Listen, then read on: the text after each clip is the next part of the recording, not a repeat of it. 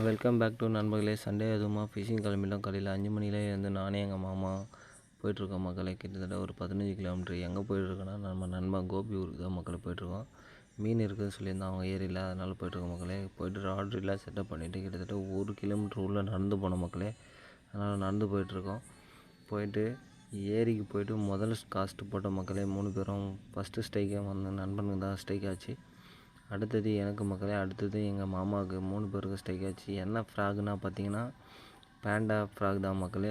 3 பேர் யூஸ் பண்ணுறது பேண்டா ஃப்ராக் தான். நான் எல்லோ, நண்பன் எல்லோ, மாமா வந்து பிளாக்கு மக்களே.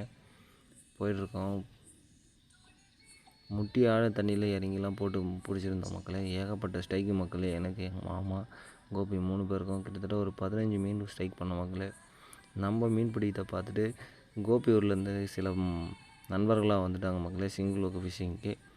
நானும் நண்பர்கள் எல்லாருமே சேர்ந்து வந்து ஃபிஷிங் பண்ண ஆரம்பிச்சிட்டோம் மக்களே.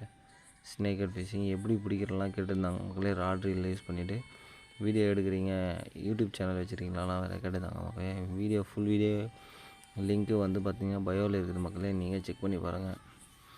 அதுக்கப்புறம் வீடியோ பிடிச்சிருந்தால் லைக் பண்ணுங்கள், கமெண்ட் பண்ணுங்கள் மக்களே. லாஸ்ட்டில் எங்கள் மாமா வந்து ஒரு மீன் பிடிச்சி ஃபினிஷிங் கொடுத்தார் மக்களே. ஓகே மக்களே, நெக்ஸ்ட்டு வீடியோவை பார்க்கலாம். பாய் மக்களே.